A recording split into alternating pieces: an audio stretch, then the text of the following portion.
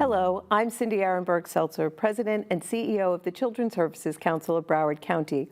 Welcome to another episode of Future First, Focus on Broward's Children. It is so great to be back in the studio with our partners at Beacon and to be back with you.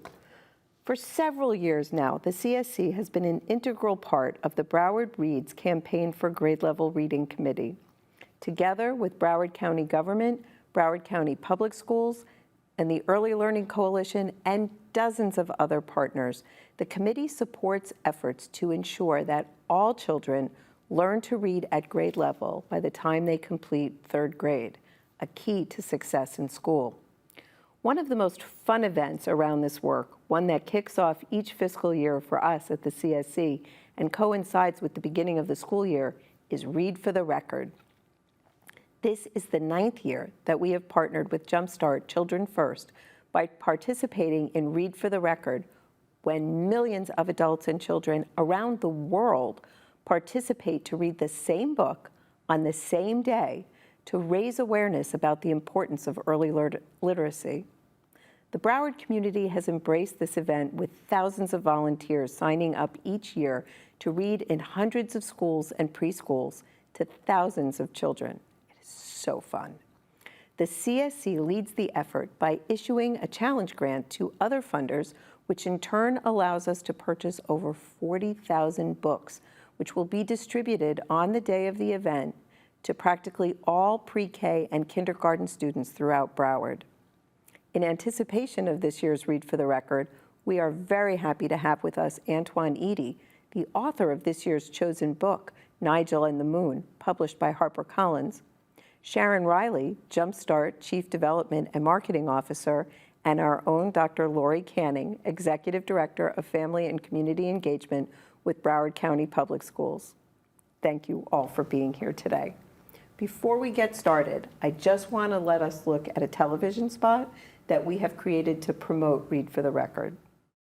Do you know what you want to be when you grow up? I want to be an astronaut. I want to be a superhero. I want to be a dancer. And you can be. You can be a superhero when you read to a child.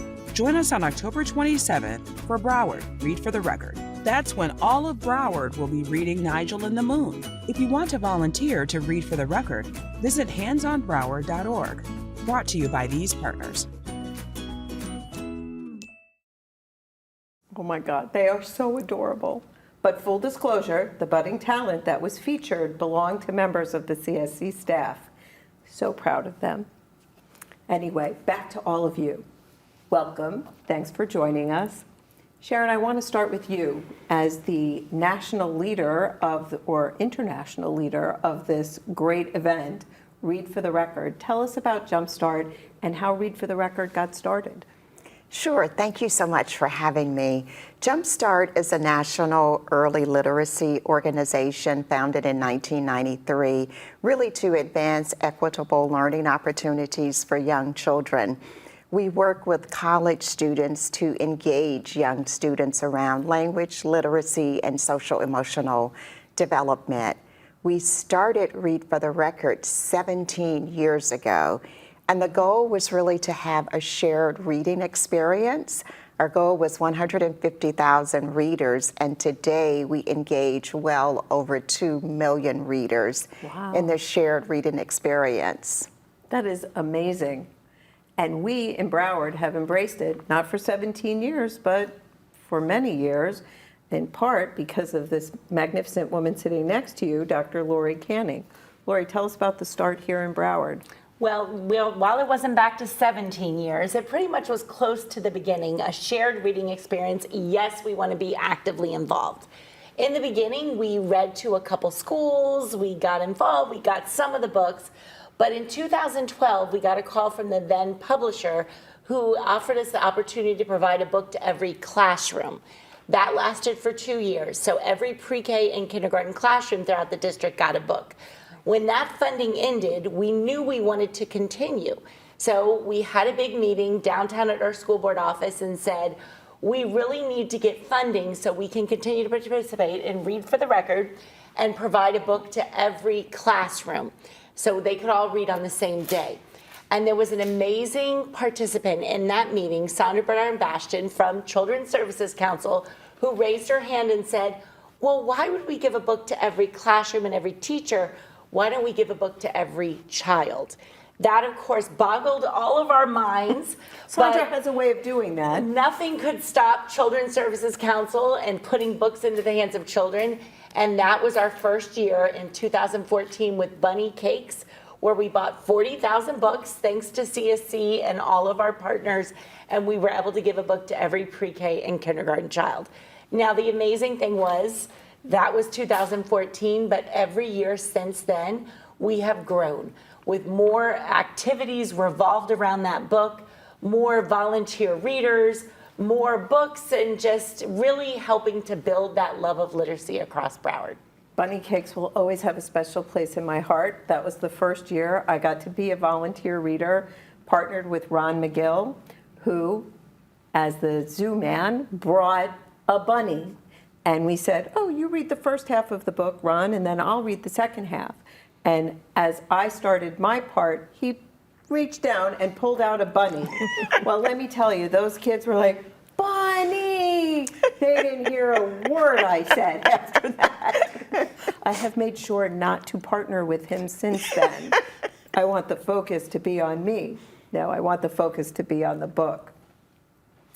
Speaking of books, this year's book, and each year, I mean, I keep thinking, oh, this is my favorite book. No, this is my favorite book. No, this one. Well, this year's book is just incredible. And we happen to be so lucky as to have the author here with us. Antwan, welcome to Broward County. Thank you so much. Tell us about Nigel and the Moon and what inspired you to write this tale. Thank you. I love this question. Nigel and the Moon is a story about a young boy who's scared to tell the world his dreams, so he shares them with the moon at night. And it's written by me, but illustrated by the phenomenal Gracie Zhang. And I have to mention her because she took the text above and beyond anything that I could have imagined. Nigel is inspired by my childhood. I grew up in South Carolina, and in the rural part of South Carolina, I would sit on my parents' porch and I would stare at the moon at night. So much so that my parents eventually purchased a telescope for me, and there was something about that distance between myself and the moon that offered safety. So I wanted to offer safety and a safe space to so many of us that need it. But also, Nigel is also inspired by the dreams of those that we've lost and those no longer with us. When I think of young dreamers that are no longer with us, I always wonder, what are their dreams? What were their dreams? So I wanted to give them a place where their dreams could live forever. One of the things I loved, I had the opportunity to read to a class just this morning, and seeing their reaction to it, it's a great springboard for conversation. You know, reading really generates a lot more than just words on a page, and it's a great springboard for that. Is that what led to the selection of this book? How do you decide what book out of all of the children's books? It is a great process at Jumpstart. We're very proud of it. It really starts with our education department recommending a number of books, and at the same time we issue a request for proposals to publishers, and they're also able to submit a list of books. And we have an internal committee, an external committee, and through that process 3 books are recommended, and then there is a group of us who make the final selection. We were so happy to choose Nigel and the Moon this year. It's the first time we've had a Black male author, and so that was really huge for Jumpstart because we are interested in diversity and want to promote books that are by and about people of color. And so Nigel really fits that. We look for a strong story arc, vocabulary, the opportunity for social emotional development, and all of those elements and more are in Antwan's book. So it was in many ways an easy selection for us to make, as much as it was a very challenging selection to make as well. Antwan, you really are an inspiration as a young, very young Black male. Do you find, now you also were reading this morning, and I'm sure you do readings all over. How did the children respond to you? Oh my gosh, they're very engaged, and we were having this conversation earlier, but the young dreamers are able to see themselves in the book so much, from the trip to the library to standing in line, or sitting in the classroom. They're able to put themselves into the book because it's not something that's far-fetched from their realities. And I love that Sharon mentioned that I'm the first Black male author to, just to sit in a space of gratitude with Read for the Record, because it was a young Black male author that I met in 2019 that allowed me to turn my far-fetched dream into reality. After meeting him, it was like, wow, I can do that too. So it's a beautiful, beautiful full circle moment. I love that. And that's a great example when we talk about windows, that books provide children windows to the world. And the example that Antwan gave, his first time meeting a Black male author, and look what that resulted in. So that when we can introduce children to these shared learning experiences and put these beautiful, high quality books in front of them, we never know what the outcome is going to be. And what I love is books don't just provide windows, but we also want them to be mirrors. So when a child picks up a book, we want them to be able to see themselves in the book, just as you shared. And in Broward County, we have such a diverse population that imagine all of those children that are going to pick up the book and see themselves and be able to dream and see the potential of what they could do. I love imagining my dream that night is always 40,000 children taking home that book to their parents, getting tucked into bed while their parents read aloud that story to them. And I know, even though it's only one day that they're bringing that book home, it's such a lasting memory for them that'll turn into discussions with their parents, discussions with their friends, knowing that all their friends and all the classmates bring the book home. It goes on their shelf and will be read over and over again to them. So it's going to be a great experience. And it inspires the adults too. It was so fun. I've heard this from every volunteer reader, and I have not missed a year since 2014. Because it's just amazing. And I'm like, how many classrooms can I fit in? Because I'll do many. When you see those faces looking up at you and just enraptured. And one of the questions, because you can engage in a little back and forth, was, what are your dreams? What do you want to be? Who do you want to be? And this morning I heard a lot of superheroes. You sparked a lot of superhero futures. But we talked about, everybody has the capacity to be a superhero. They think of Spider-Man, but I'm like, no, your teacher's a superhero. You, by being kind and helping others, and you're all you all have the ability to be a superhero.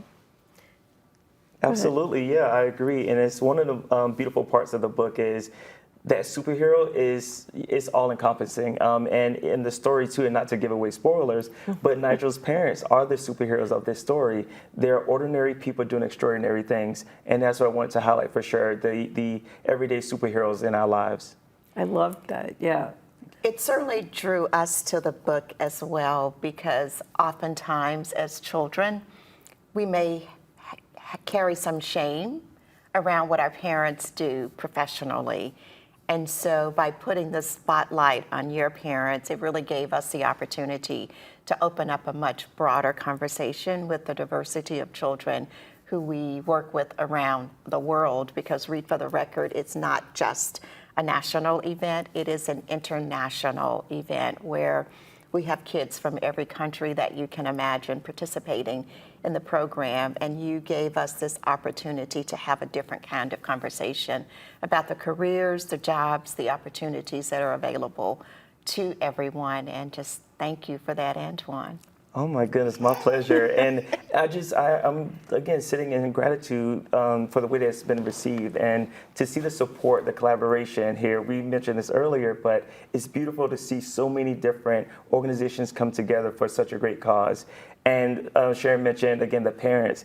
My parents have the same jobs in the story that Nigel's parents have, and that was my way of honoring my parents. But it's been a beautiful thing to see that I wasn't just honoring my parents, I was honoring, again, our everyday heroes, the people out there that are now, we call them essential workers, but I grew up with them, and those people have always mattered to me. So it's been a beautiful thing to be able to highlight that, and now have other people recognize it too. And that's one thing that this day helps do for Broward County. We've been called Collaboration County, and I think we've earned that title. On this day, we have people from all different organizations, businesses, firefighters, police officers. They go out to schools en masse to serve as guest readers.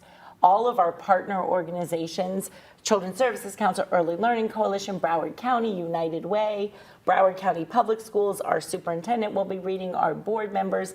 Again, we go out to schools, we serve as guest readers, and then we come together to be able to share those stories. So it really is a unifying event that people love. It's fun, and yes, on that first day, you were a reader, Ron McGill, our head zookeeper for Zoo Miami, but then it just grew. Now we have thousands of them, and we're very fortunate to have Hands on Broward that serves as our one central location where all guest readers can go on to sign up to find a place where they could serve as that reader. And what a great go ahead. volunteer opportunity for residents of this area to participate in such a powerful program. And I can say on behalf of Jumpstart that we are so grateful for Broward as our largest partner in this shared reading experience. We couldn't do it without you, so thank you. Thank you. We wear that badge proudly. But Lori, so this day is amazing, and we are so happy to be part of the Jumpstart effort and to play a critical role, I think, in the international acclaim. But it is one feature of really a year-round effort. You know, that day is amazing. It brings attention, but we have to remember our children need support in learning how to read all year. Can you talk a little bit about Broward Reads, our campaign for grade level reading? Absolutely. So we get together with multiple organizations and we talk about those initiatives that are happening within our schools and within our community to put books into hands of children and make sure that they're able to hear those books read aloud to them. They have access to books and they're learning the skills and strategies needed to become strong, independent readers. That includes supporting our schools and our teachers, our child care centers, even our hospitals are actively involved. So when those children are born, how parents can get that message that it's never too early to start reading aloud to them, start talking to them, introducing them to vocabulary. So just coming together with all of those organizations with that common focus has really helped us to grow as a community and for our young children to grow as readers over the years. And one of the initiatives that I remember when we discussed it, Broward Reads in your city. Yes. We've had cities really embrace that and create opportunities, building little libraries, making their libraries more, doing the story walks. So Yes. for our viewers who want to get involved, so they can get involved for the one day as a Read for the Record volunteer. They can also do more year-round work, right? There are opportunities in the schools. Absolutely, many opportunities. So once you make that connection with the school, talk to that school's volunteer coordinator, talk to that school's front office, and find out how they can continue to be a volunteer throughout the whole year. Because they don't just have to be a guest reader one day. Once they serve as that guest reader, they could go back to that same classroom and continue to read. And I'm so glad you brought up the cities because many of our mayors, many of our commissioners, many of our cities go out and serve as guest readers as well. And then once they make that connection and build a relationship, it just continues to grow. Wonderful. Now, one of those great connections also is with the libraries. Through Broward County and Commissioner Furr, the libraries are really involved, and you all are here now because of Literary Fest, right? We are. And so tell me about that and what that means for all of you, that exposure. Tomorrow is the Broward County Libraries Conference on Children's Literature. It is an annual event, and as a part of that, it's all about children's literature. So I'm so excited that we will all be on a panel together talking about reading. So you want to share with us about libraries and your connection with libraries? I love it because I'm from Garnett, South Carolina, and in my hometown, we actually don't have a library. The nearest one for me was 10 miles away. And when I became a teenager, there are two things I wanted to do once I had my permit. drive to the movie theater and drive to the library. It was just those two things. What a precocious child. It brought me so much joy, and that's exactly what I did. And my parents at the time, they worked in opposite directions of the library, so I didn't have anyone to necessarily like take me there. But now there's just what that lack did for me. It gave me much more of an appreciation for what we have, and to see how libraries come together now it's phenomenal, and I'm excited to be a part of it. Tomorrow we'll be on the panel together. I'll be presenting later, and I'm just looking forward to seeing all the young dreamers for sure. Well, Antwan, tell me, what inspired you? You didn't have the library close by. Were your parents big readers? Were they reading to you as a young child? What got that spark? So, that's a beautiful question. I wasn't a big reader when I compare myself to other authors because the nearest bookstore for us was 2 hours away. But there was a period when I was younger, my mom worked in housekeeping on Hilton Head Island. And what she would do when found books went unclaimed, she would bring those books home to me. And oftentimes those books were picture books, funny enough. And that's when I was maybe in like first or second grade. And that it was, I guess the way I see it is I took advantage of the disadvantage, knowing that I loved reading, knowing that I didn't have access to a lot of books. And this was before, shipping with Amazon and other things now. But I just knew that once I got a hold of it and had access to it, I wasn't about to let it go. And my introduction to the literature was through poetry. It was Maya Angelou's Still I Rise.